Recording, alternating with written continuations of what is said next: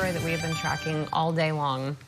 Israeli ministers meeting to approve a peace deal with Hamas. This agreement includes the release of all 20 living hostages in exchange for Palestinian prisoners and plans for Israeli forces to withdraw from Gaza and also to allow aid to be let in.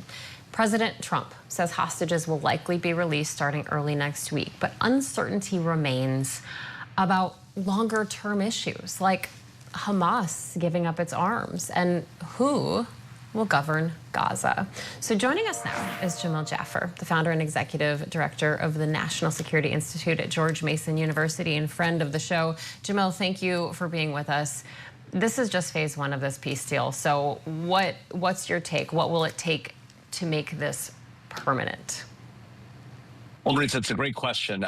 Let's get past the first stage, which is a real ceasefire for a lasting period of time, withdrawal to an interim location for the Israeli troops, and the handover of these 50 hostages, 25 of whom, or roughly so, we believe are alive, and the remainder are bodies.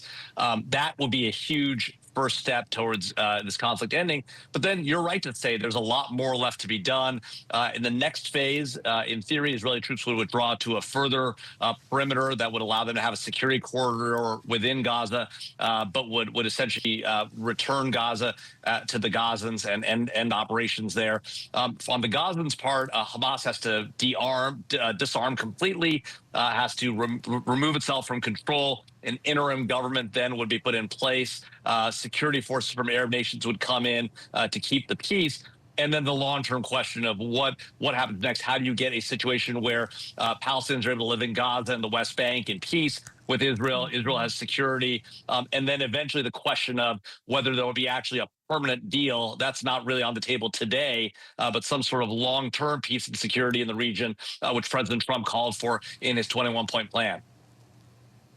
Yeah, and I'm wondering about Gaza specifically. I mean, we've seen the images. It is decimated.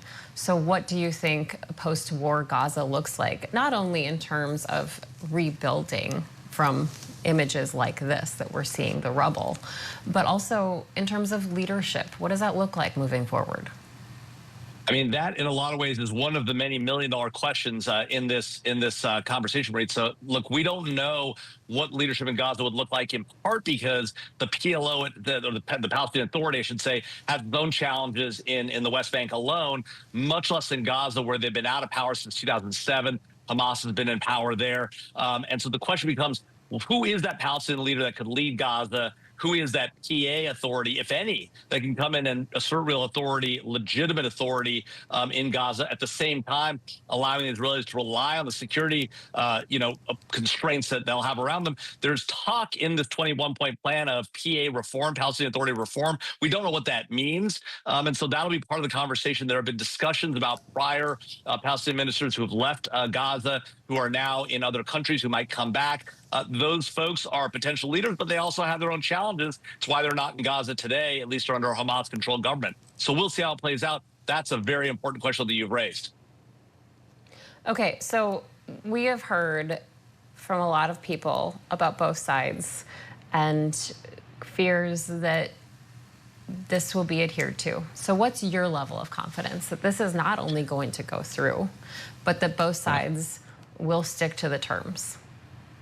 Well, look, we've seen both sides renege on terms of prior deals that one side or the other thought they had. The Israelis, for their part, haven't always followed the ceasefire requirements.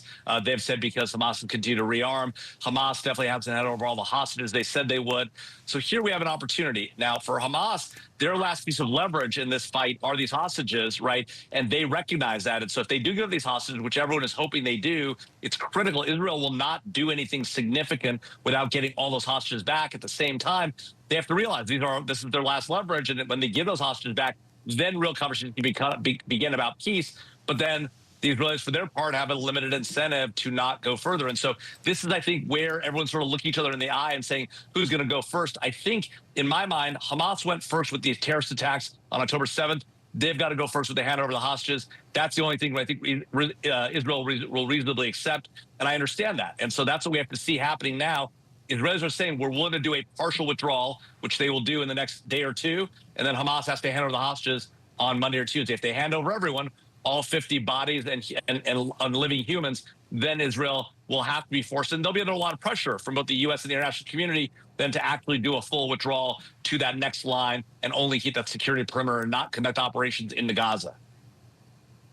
All right, Jamil Jaffer with the National Security Institute, thank you so much for helping us unpack all of this. We appreciate you. Thanks, Maritza.